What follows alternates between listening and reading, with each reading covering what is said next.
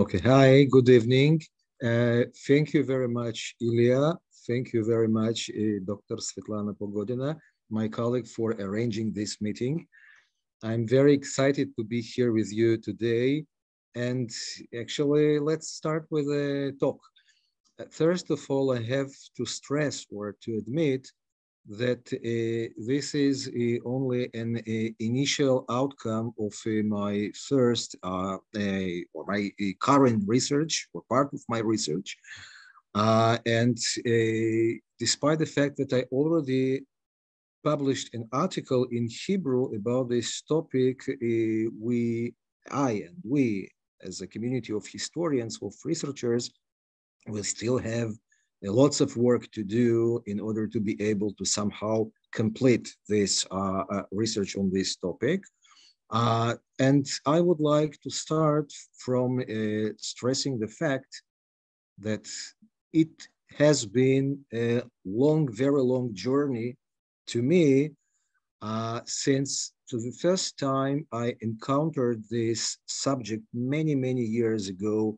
Actually, I think somewhere in 2004 when I visited Riga, and I bought this very interesting book written in Latvian and edited by a colleague of mine, Via Kanepe, which speaks about the destinies of officers of the Latvian security and intelligence services, and mainly the political department, which was the main service by this time in Latvia during the interwar period, which means the period between the two world wars.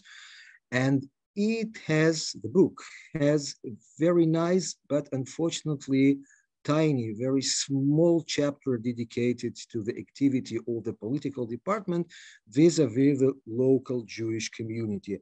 And it excited me very much on the one hand.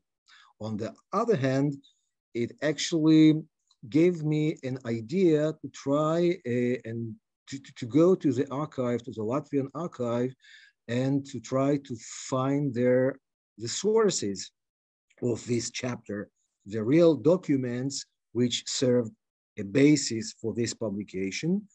And unfortunately, again, it took me almost 2 decades until I was able actually to fulfill this wish and to come to the Latvian state archives, historical archives, as you can see here.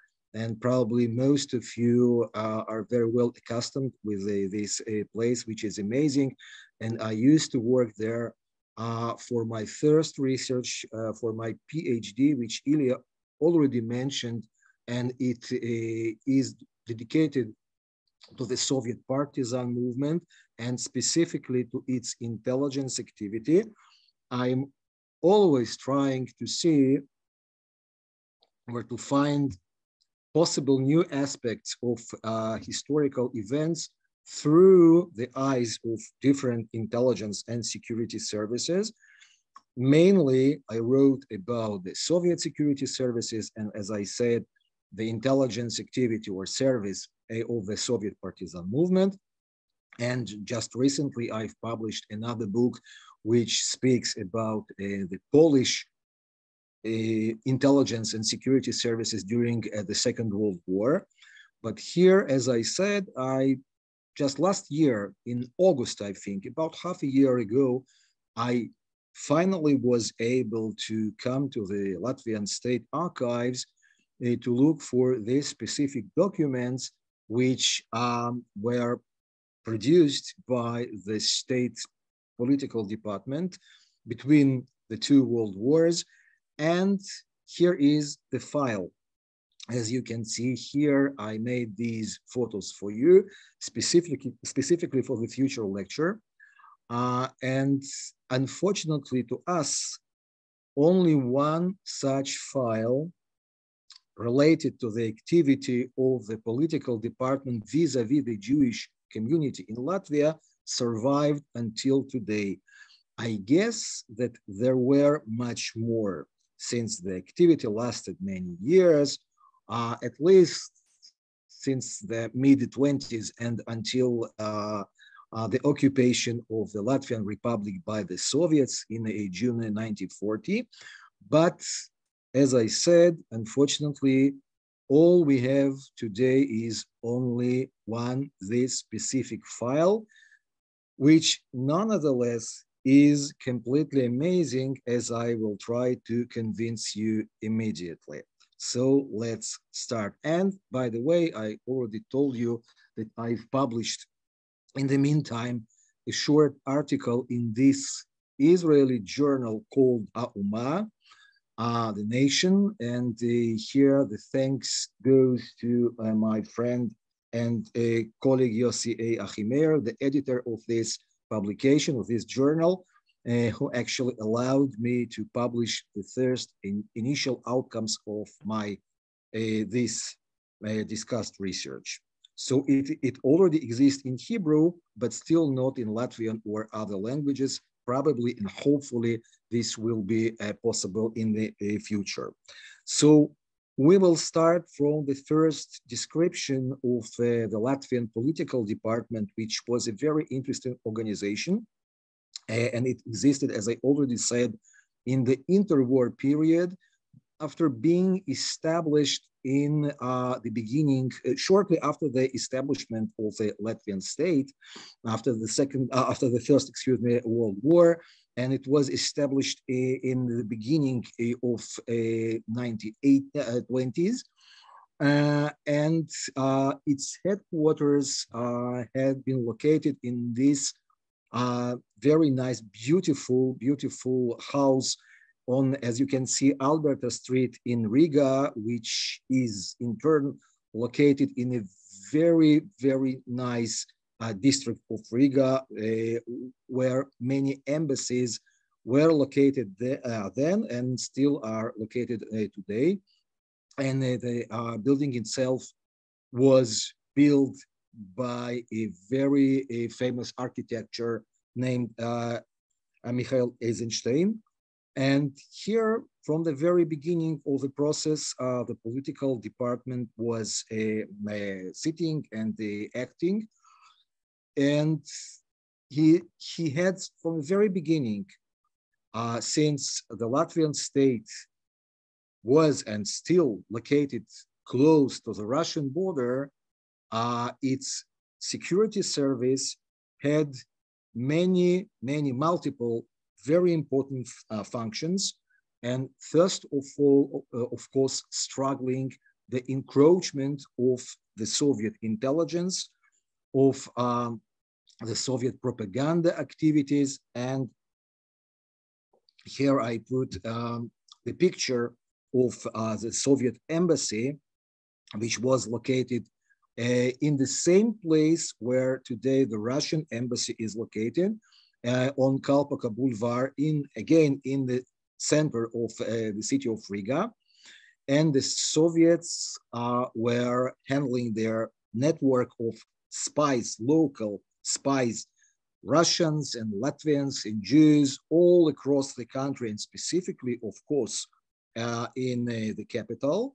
But there were also multiple pro-Soviet organizations.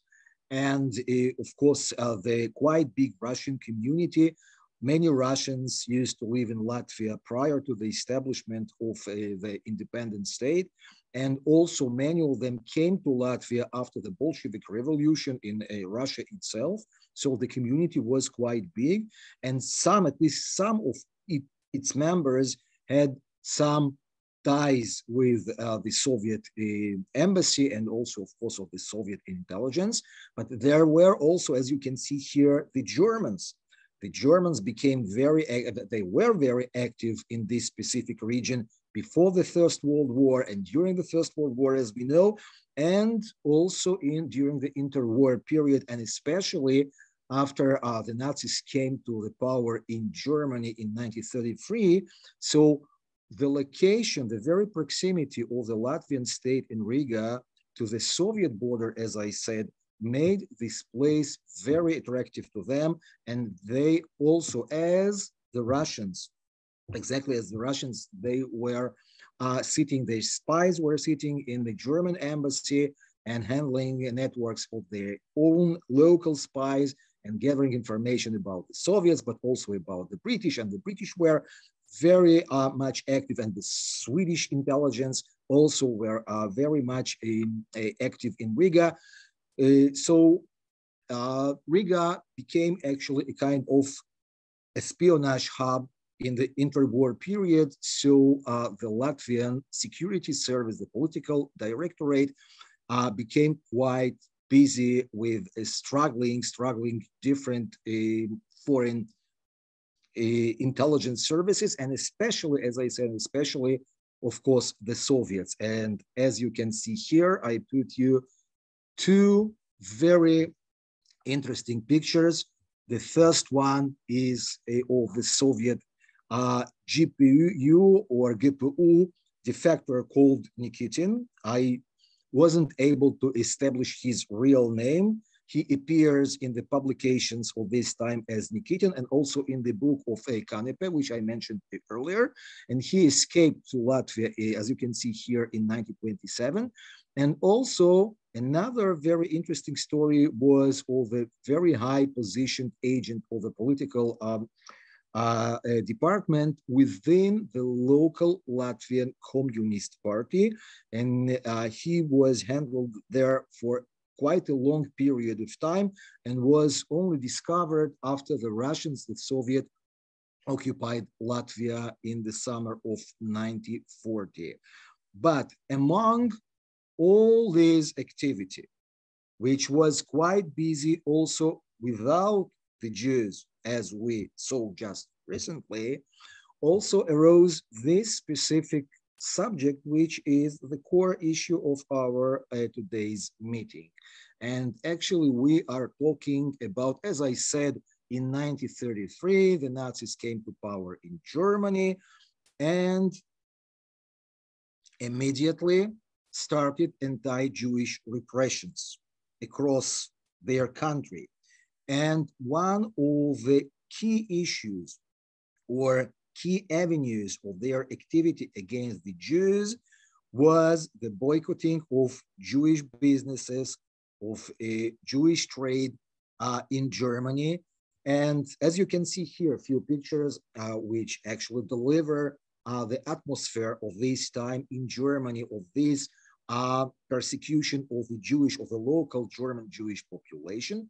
And of course, very quickly, different Jewish international organizations organized an anti-boycott against the German goods across the globe, and especially, of course, in Europe and the United States, where this anti-boycott, this measure proved very powerful. And it also was so powerful because Mr.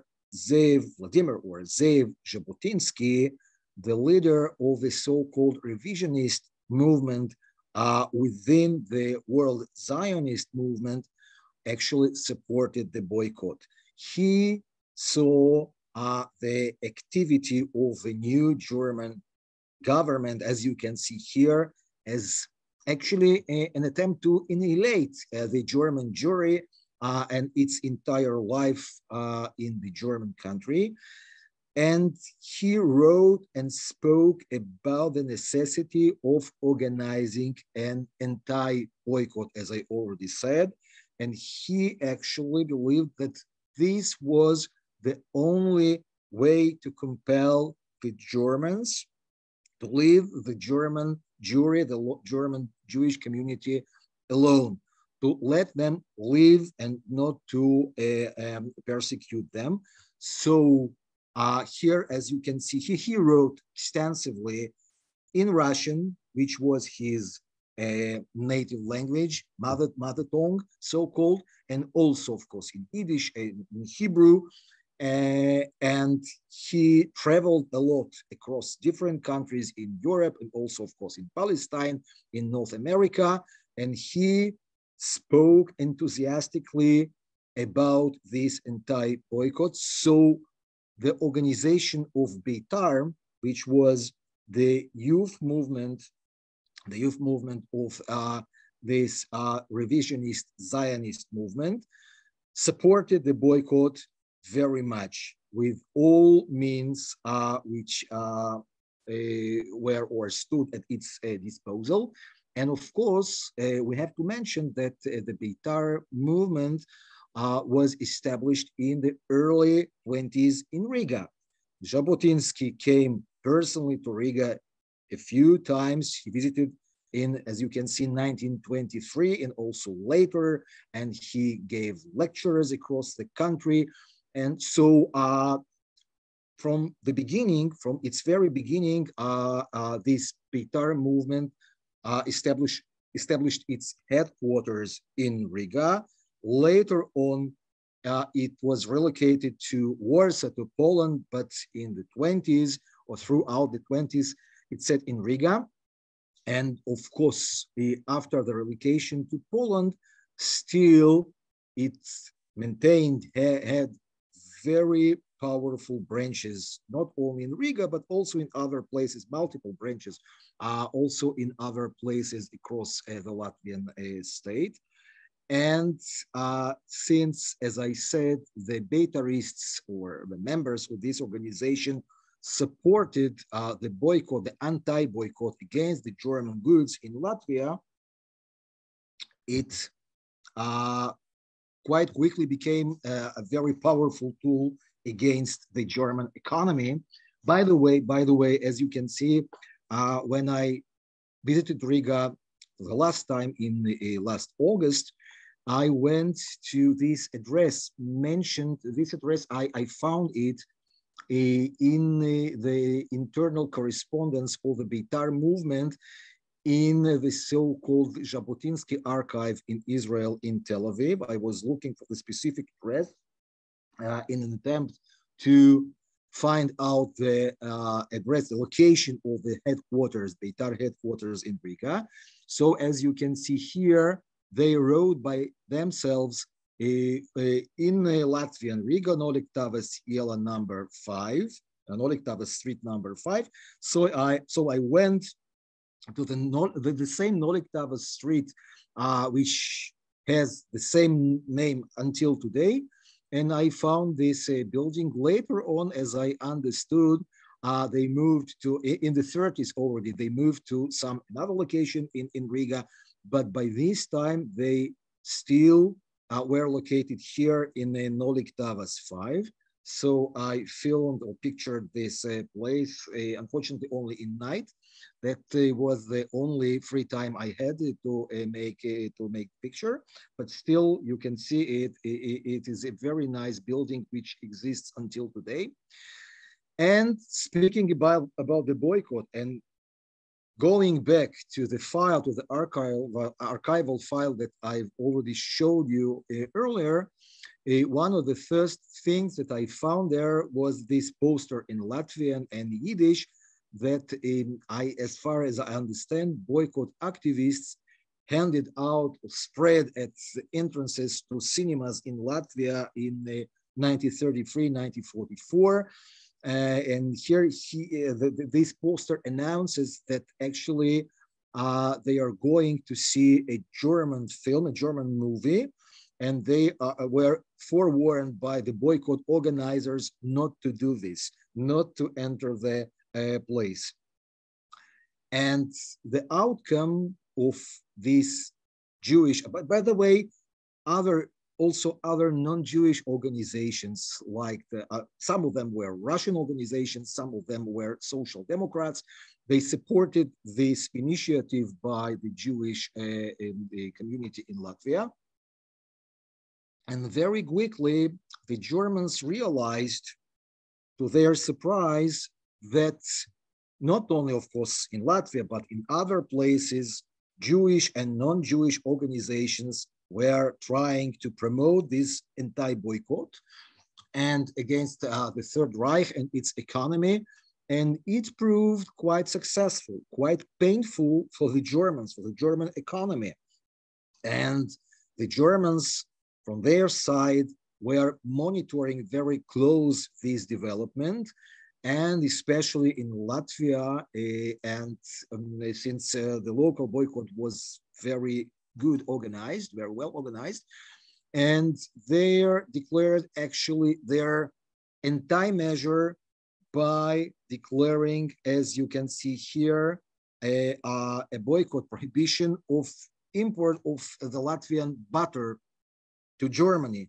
And this step, this act proved in turn very painful for the Latvian economy, since the butter, but by this time, was one of the main goods that the Latvian state, the Latvian agriculture was able to export abroad. And the Latvian state was doing this quite extensively. So the local peasants started complaining to the government about this very sad outcome of German countermeasures. And they, as far as I understand, they asked the government to do something with the Jewish boycott against Germany in order to be able to put an end on the German countermeasures against the Latvian economy. And it was at this specific stage that actually the political department entered the picture. And it was, as far as I understood, it was ordered by the highest state authorities to go and to check the entire matter. And by this time, we can see in this specific archival file a collection of documents, as you can see here, different reports dedicated to this boycott activity. There was, probably I haven't said that, but there was a boycott committee established in Riga, and it was checking different businesses, Jewish businesses in Latvia, who were connected to their counterparts in Germany, and they were prohibiting different ties with the German economy and export and import to Germany and from Germany.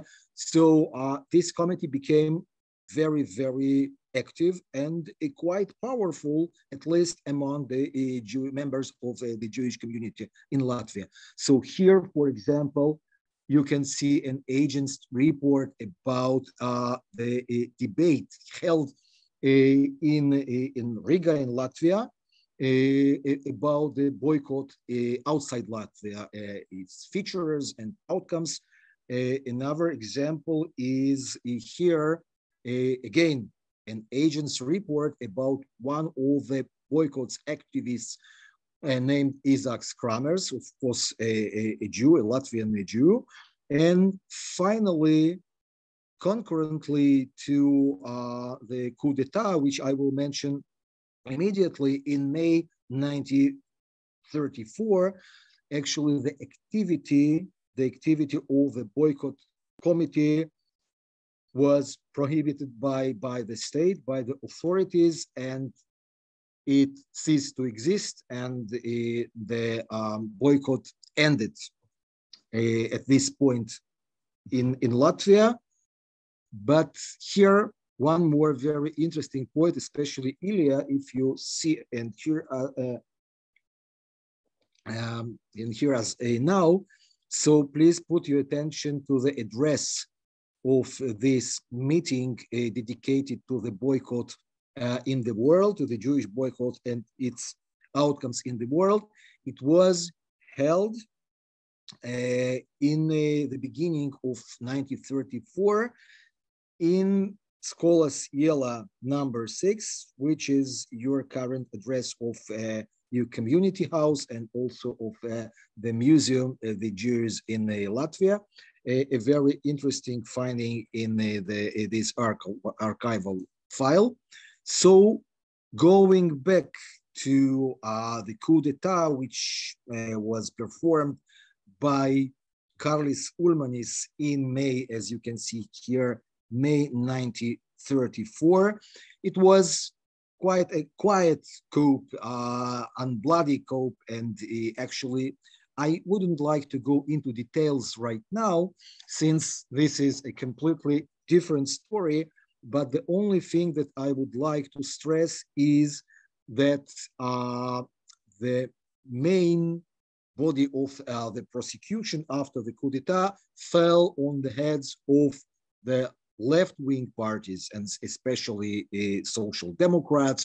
And some of these people were even arrested and detained for a while.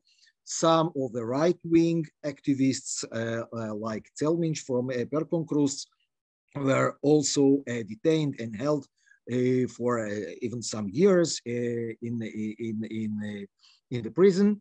But actually, the Jewish community, which is very interesting, wasn't harmed, wasn't almost touched by this event. And people like, you can see here, Mordechai Dubin, for example, one of the biggest leaders of the community by this period of time, they actually continue to be very active, and some of them, like Dubin, quite close to the leader, to Ulmanis by this time. So, and it is very interesting, since you also can see it in the same specific archival file of the political department. The newspapers, the Jewish newspapers, continued to be published, at least some of them. Here, for example, you can see one of them, Hind, published in Yiddish in Riga and spread across the country. So they were published, but also monitored by the political department. So different issues of this and other newspapers were stored in this specific file. And I guess it was done for the purposes of monitoring the community and its publications in Yiddish. The second here, the next slide shows the monitoring of correspondence of the local community and also of the local Zionist organizations, which continued to be active in Latvia by this period of time. This continuity has not been stopped by the authorities, but again was very close, as far as I understand, monitored by the political department. And here, for example, we can see the correspondence, a telegram sent from, as far as I understand, from Warsaw, probably by the Beitar. Against Beitar was a youth organization of the revisionist Zionist movement, world revisionist Zionist movement. So here you can see the telegram sent by them from their new headquarters in Warsaw to their comrades in Riga. And it was intercepted, like some other telegrams stored in the same archival file. They were intercepted by the political department, as you can see here, Politiskaya Parvalde, and the department was trying to understand what's going on exactly within these correspondence. What exactly are they writing and talking about? But again, we have to stress that this activity had not been stopped or interrupted by, as far as I understand, yes, by the authorities. The next slide, let's go there, speaks, here we have another telegram, this time from Jerusalem, from the headquarters of the Jewish agency, as you can see here, Jew agency. And they are talking here, they're writing about the so-called Chalutzim, young guys who were supposed to come, as I understand here, from Latvia to Palestine, this time under the British mandate. So they were discussing the so-called certificates, which the British were giving for the people who wanted to come to Palestine. The certificate means permissions, specific permissions to come to make Aliyah, as we call this in Hebrew, to come to Israel today, but by this time, as I said, to a British Mandatory Palestine. So this telegram also came to Riga, was intercepted by the political department and read by it. But again, the very activity of these organizations or the Zionists, as far as I understand, it wasn't interrupted. Here we are witnessing actually a very funny story, since this is a kind of letter or kind of text which was used, as far as I understand, for learning Hebrew in Latvia. It is actually a lesson in Hebrew about a river creature called in English eel, and in Hebrew it's lofach narod. And as I understand, as I can understand here, it probably looked suspicious for the guys from the political department. So they also intercepted this a piece of text, and they probably tried to translate it. Anyway, it was also stored in the same archival file that I'm talking about. But the text actually was completely innocent. As I said, it was a kind of text used for learning Hebrew by this time in Latvia. Here, for example, we have one of many reports sent by the local citizens, Jews and also not Jews, the Latvians, the Russians. So these reports were written in different languages, actually in three languages, or in two at least, yeah, in Latvian, three, Latvian, yes, Russian and German for some reason.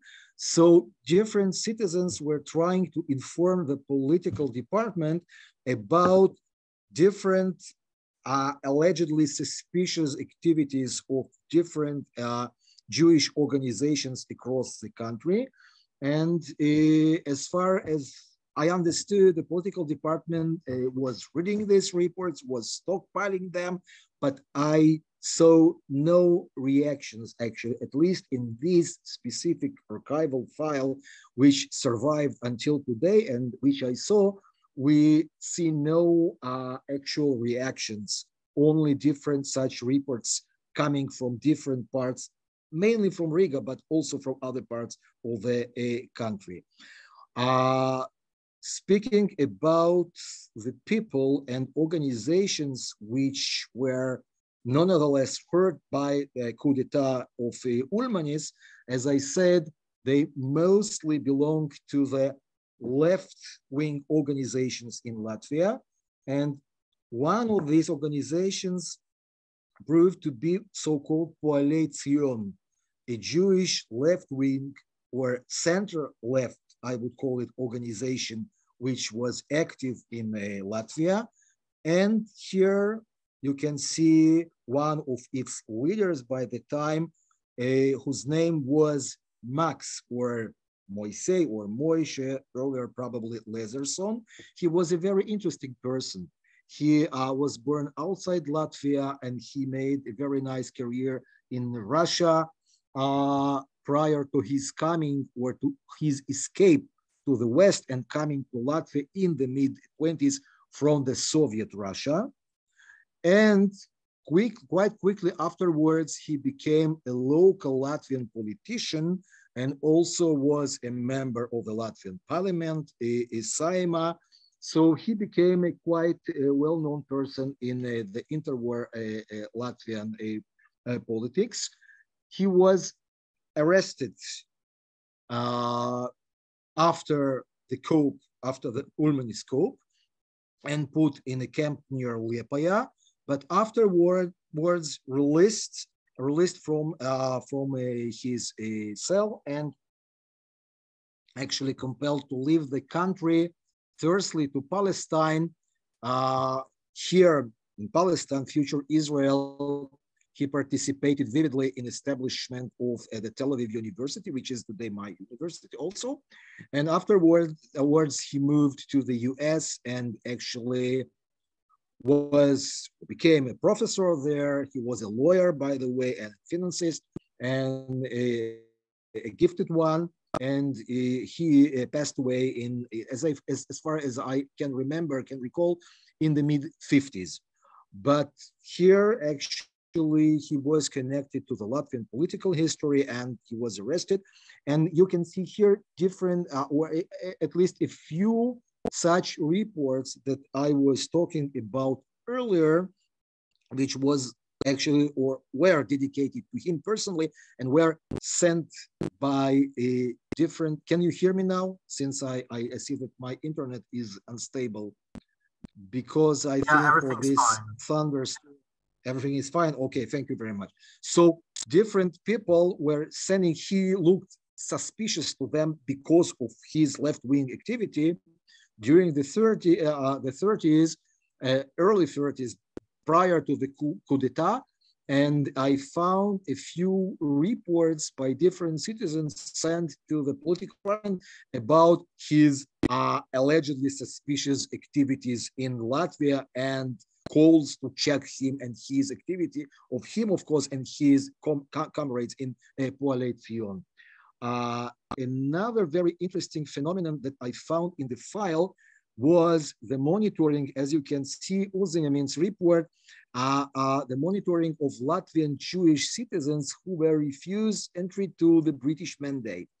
As we already mentioned, Palestine, would-be Israel, by this time was still in the hands of the British, and they were trying to limit the entrance of the Jews from abroad to this specific place in order not to antagonize too much the local Arab community. So they gave, issued certificates to different people, a very limited number of such certificates per year. So many, especially young people from abroad and also from Latvia, were trying to enter, nonetheless, to enter Palestine on their own without those certificates. And many of them were caught. Also, those who came from Latvia were caught by the British authorities and sent back to their countries. And also some of them came to Latvia again. And I saw no applies or requests by the British to the political department, but the very fact that these guys were monitored by the political department probably can tell us that there were some requests by the British to put an eye on these specific guys, not to allow their new attempts to come again to Palestine without the certificates. So we are witnessing, as I said, this very interesting phenomenon in the archival file of the political department. One more interesting phenomenon which I discovered there was reports written again by the local citizens. Some of them, as far as I understood, were Jews, who were reporting about their friends or neighbors or others who allegedly were trying to smuggle money to Palestine. So the people were trying not only to come to Palestine without the certificates, but they also, those of them who were able to do this, who had some sum of money, were trying to smuggle it to Palestine without the permission of the British. And again, in this case also, we can see a series of reports to the political department about such people and the requests to monitor them closely since they are trying to make something against the local laws. To continue this subject, one more interesting fact that I found in this file was a series of reports about the activity of this guy, Rabbi Levi Lichtenstein, who was, as far as I understood, the chief rabbi of Tukums, and a small town near the Riga Gulf.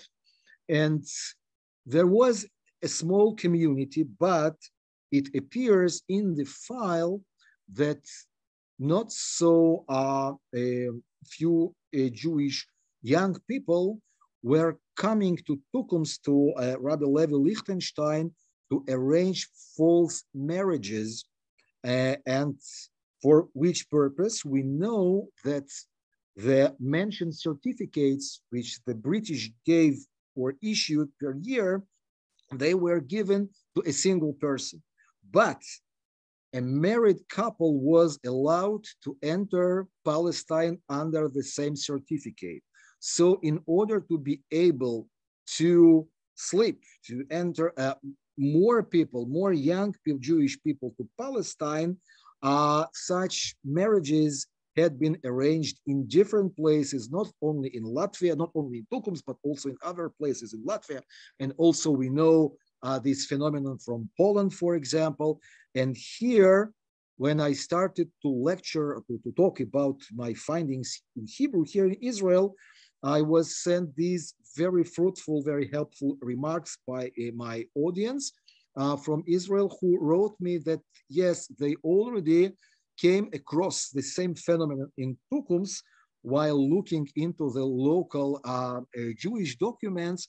And it appears that indeed in Tukums by this time, multiple young Jewish couples were coming to this place in order to arrange their false marriages and then to proceed to Palestine. So again, this phenomenon had been monitored by the political department, but we do not know about the outcomes, about the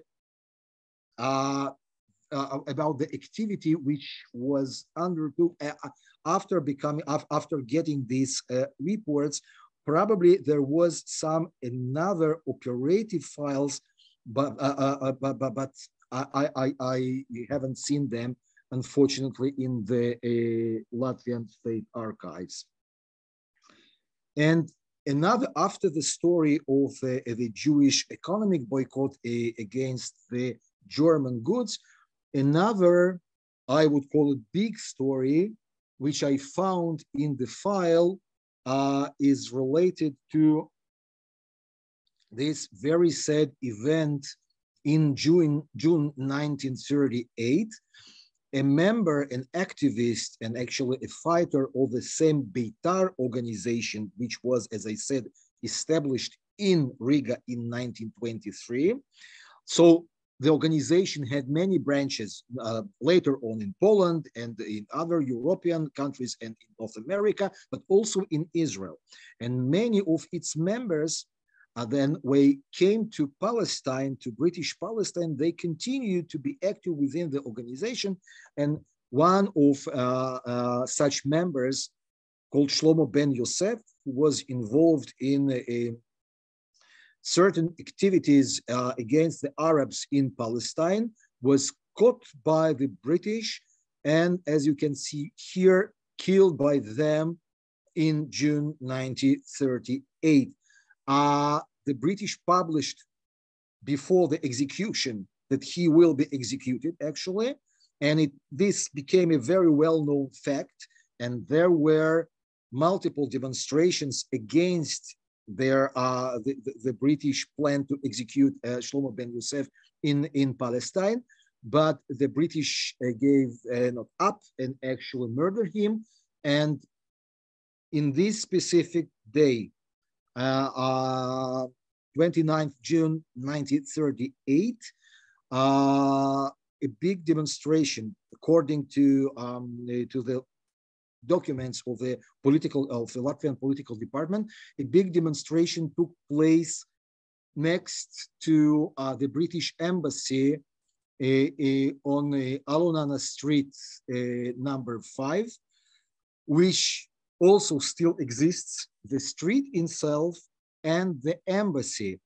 I didn't know this fact and actually went there the last August after having read the file and its documents, and after encountering this specific report about this demonstration against the British embassy, and that some windows were broken by the demonstrants who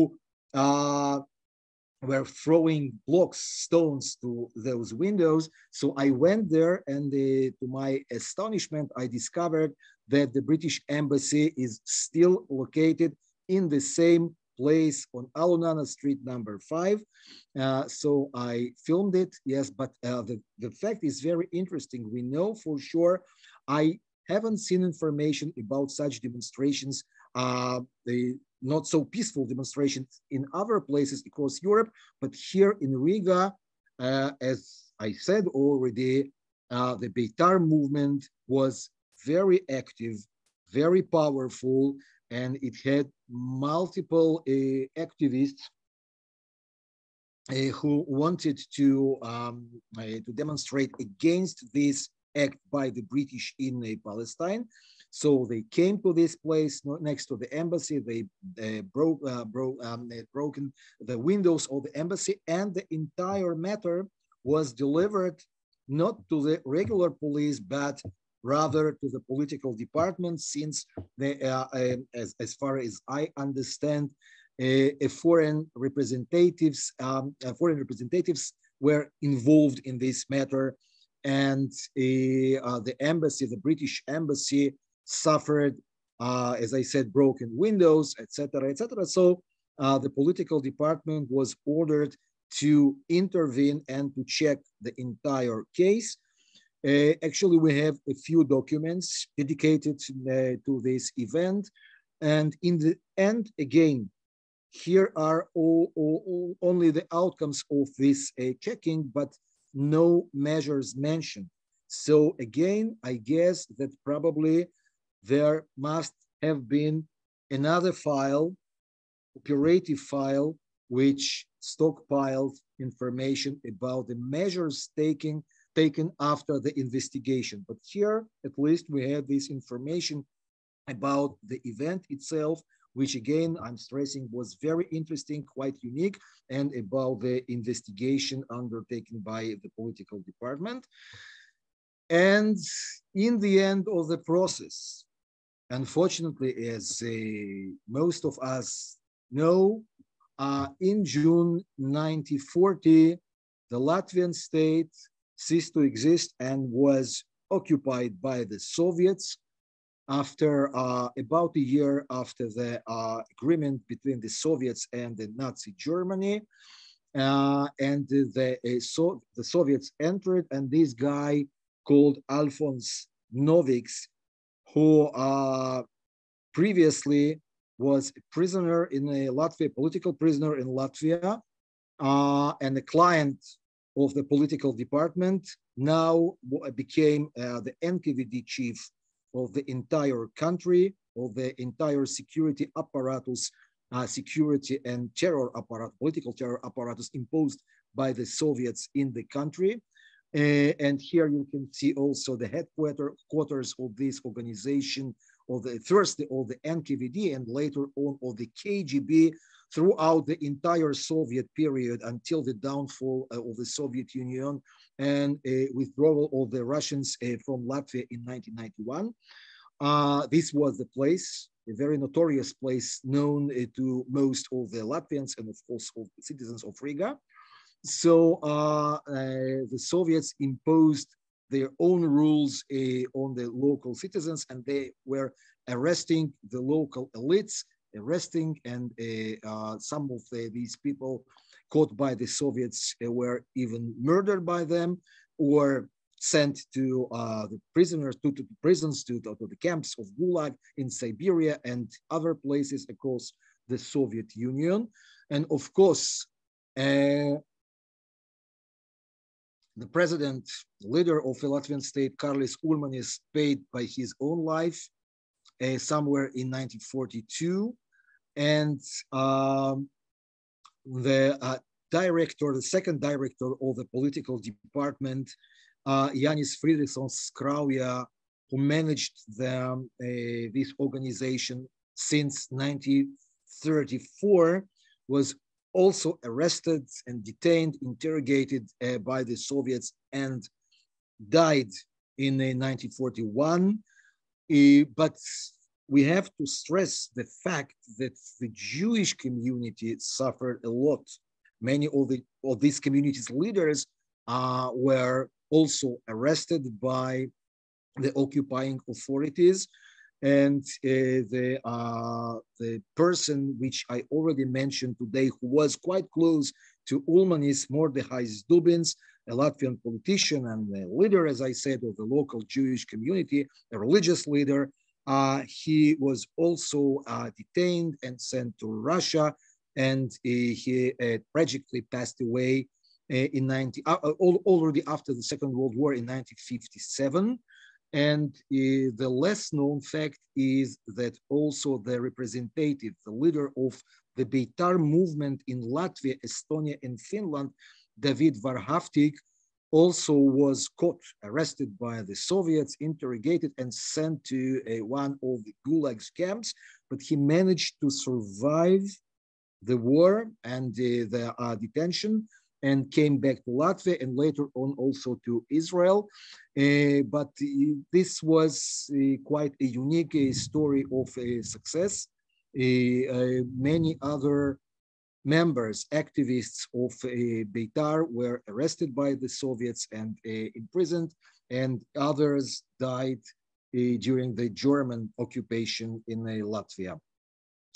So that's it, I think. Yes, again, I would like to stress that I was trying to present you only the initial findings of these very interesting materials in the Latvian Historical Archive.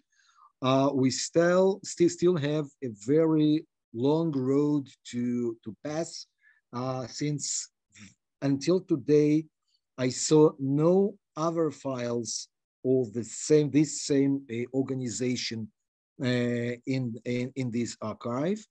But probably I will be able, we have very nice archives of different Jewish and Zionist, Latvian Zionist organizations, of course, in Latvia, in the Museum Jews in Latvia, but also here in Israel, in some places.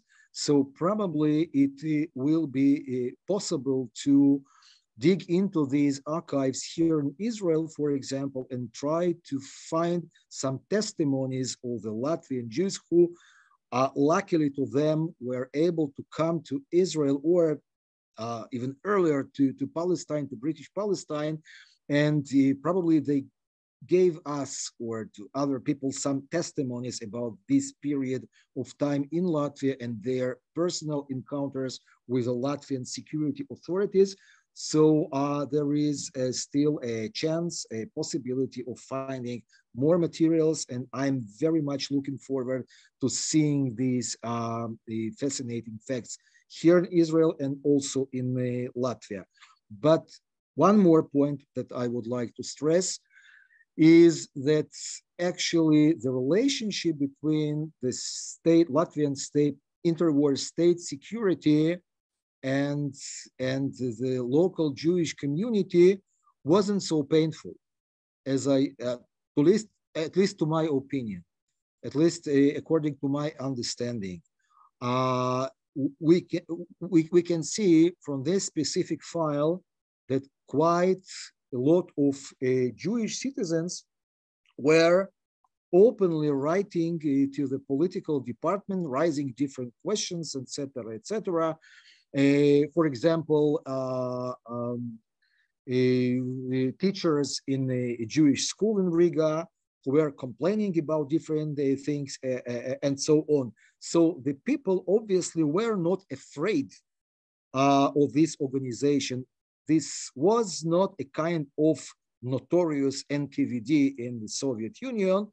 This was a security authority well known in the country, but the people were trying to conversate with it, to contact it, to obtain some things from it. So it is a very interesting revelation which was made again in this specific archival file. And yes, by now that's it, I think. So I presented it and I published this revelation already in Hebrew here in Israel, but more publications are very possible in other languages in the future. So yes, thank you very much for your attention and your patience. And now I'm open to possible questions and remarks and supplements, of course, since I haven't touched everything which was possible. So I will be more than thankful for any possible supplements. Thank you very much. Thank you very much, Yaakov. So we already have a question. So I just want to supplement that you mentioned David Warhaftig was one of the leaders of the Beitar, and later he was imprisoned by the Soviets and he died in Gulag. So his biography and his encounter with Latvian Special Services was actually quite lengthy. So for the first time, I found that he was arrested already in December 1933, and actually also for smashing the windows of British consulate. Which is interesting. Okay. Yeah. So and he was arrested together with his colleague Aryeh Desenchik, who later became a famous Israeli journalist, editor, and leading cultural figure. Ironically, all the newspapers described that the windows were smashed, among other things, by a donation box and by the several ashtrays. And actually, the ashtrays were how it helped to identify the perpetrators, because many people have seen similar ashtrays in the office of the Zionist newspaper Avondpost and Morgenpost. And so Latvian press extensively covered this scandal.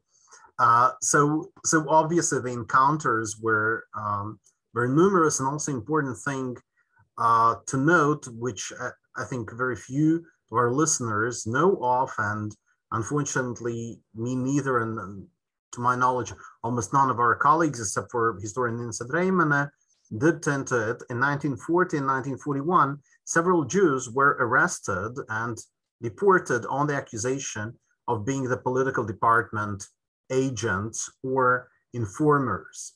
Yeah, so not only people, regular people were not afraid to communicate with political department, but actually some of these people, it seems, were quite deeply connected with them and found it absolutely normal. Yeah, so as we can presume, the Ulmanist regime, let's say, security concerns about the Jews were maybe smaller than about other groups, but still the Jews needed supervision. And obviously the supervisors could be recruited only from among the Jews, yeah, which was not the case with other ethnic groups, yeah, but here there was a language barrier, and it would be interesting to continue research also in this way. Okay, so now we have the first question. Eli Valk, the chairman of Association of Latvian and Estonian Jews in Israel, and also the association's archives, holds, I think, many interesting materials on the topic. Eli, please.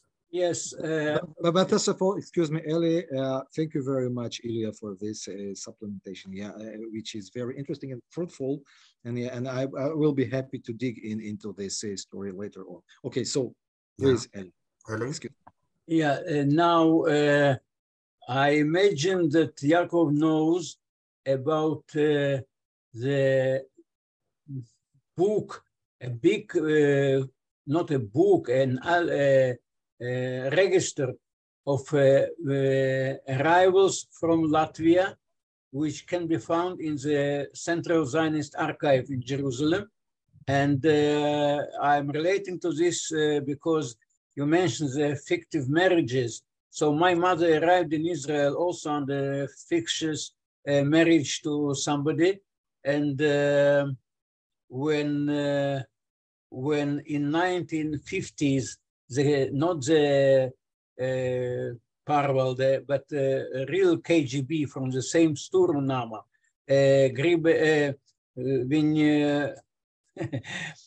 when they wanted to interrogate my mother, they turned to her under the name which she obtained through the fixed marriage. So they were digging into the archives and probably using them. This is the first thing.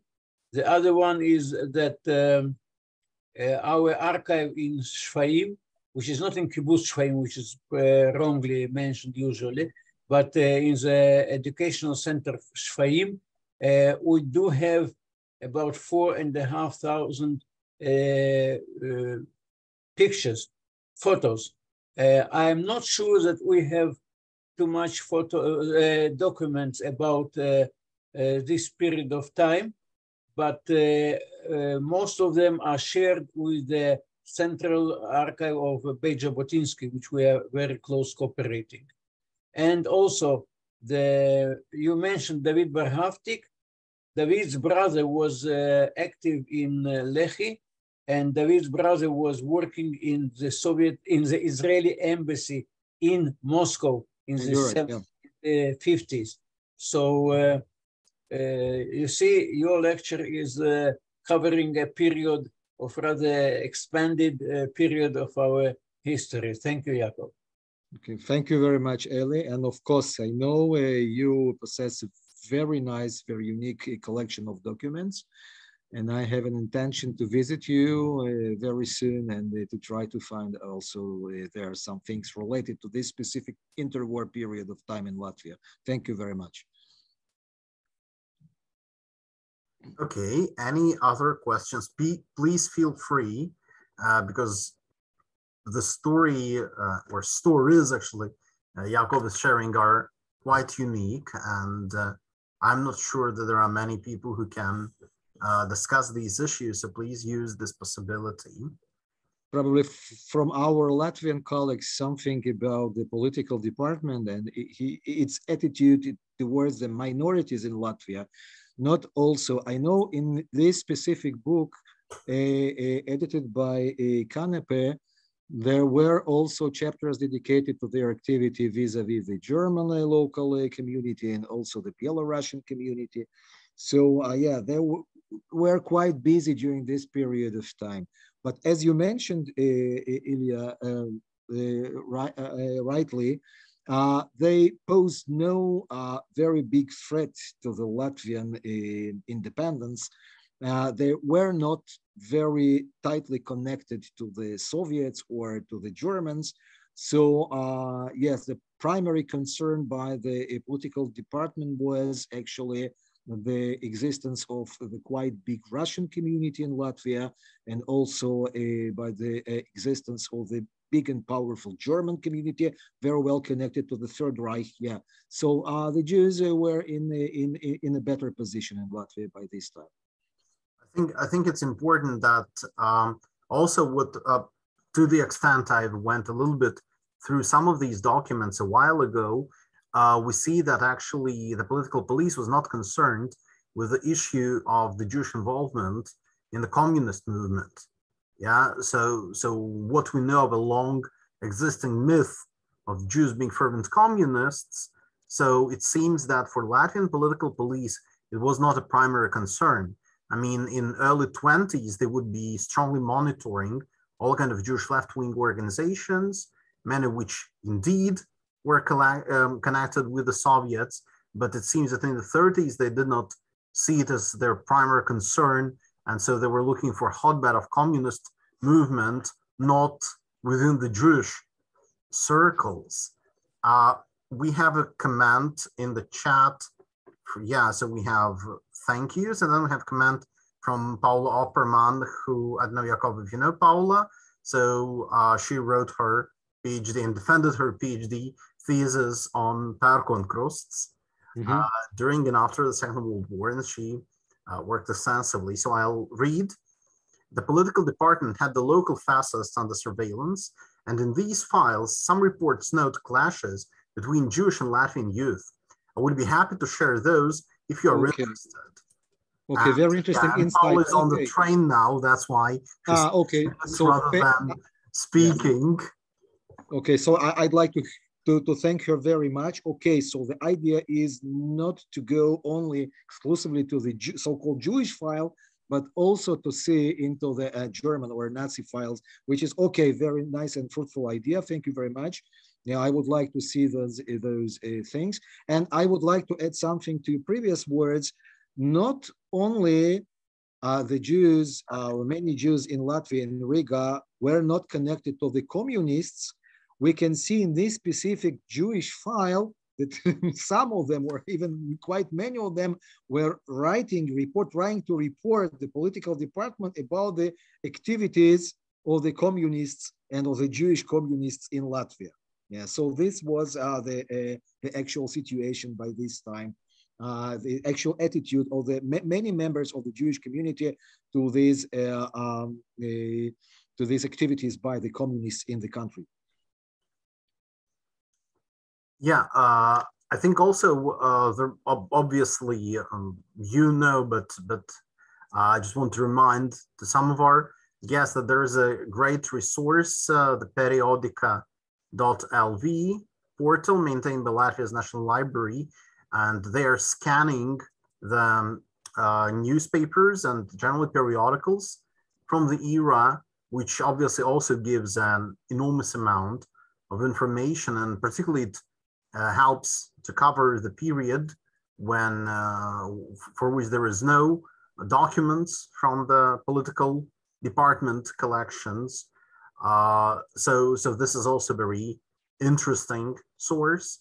And the best thing is that last year they've also started scanning and posting their Yiddish newspapers. And there are plans to digitize at least leading Jewish periodicals from 1920s and 1930s. Yeah, so it would be a great resource for all the researchers who can read mostly Yiddish, but also I think maybe some Hebrew periodicals would be scanned. And also, of course, many articles on these topics were published by a Russian language newspaper, Segodnya, which was owned and edited by Jewish businessmen. And particularly, Segodnya was extensively involved in the boycott campaign, and they would publish the kind of blacklists of companies trading German goods and so on. So this is also a great resource for those of you who want to start digging deeper in it immediately. Yeah, so you can just start with, I think already April 1933, there would be some articles discussing the issue of boycott. Excuse me, some of these articles have been stored by the political department in the same Jewish file. So they are there. I have their copies or photographs here at home. Yeah, you're completely right. And also they were monitoring the anti-Semitic press in Latvia by this time. In order to be able to find possible future problems ahead of the event, which was very important in order to be able to prevent possible, as you mentioned, clashes between the Nazis and the Jewish activists. So those publications were also stored in this specific Jewish file by the political department. Yeah, and of course, then we can mention that actually anti-Semitic publications, the major ones like Latvis, a leading anti-Semitic periodical, but also smaller ones like Tautas Vairogs, are also very interesting sources because they were really obsessed with Jews. So they would closely monitor the activities of the Jewish communities. And sometimes among all the ocean of anti-Semitic nonsense and canards they would be publishing, they would also have some valuable facts, or rather bridges and, kind of links to facts and events. And so if you're researching that, is also something worth looking at. Okay, Yeah, so you're completely right. if there are no questions or kind of major comments on the lecture, so we have a lengthier comment here. You can, Yakov, you can see about the current Jewish identity in Latvia today and to the extent how society perceives it. So if there are no questions, we probably then would end our today's event. So the recording will be available on the YouTube of the Museum Jews in Latvia, maybe in 1 week's time. And please forward it to your friends and colleagues who maybe could not join us today. We also understand that we had a little bit too complicated system of registration for the event. So we presume that some people didn't manage to join us because of these technical complications. So we sincerely apologize, and we will try to fix it for our future events. So thank you so much, everybody. And thank you very much for inviting me today. Thank you. Yeah, thank you so much. We're looking forward, Yakov, at meeting you someday in person when you come to Riga to do more research. Very much looking forward to it. Thank you.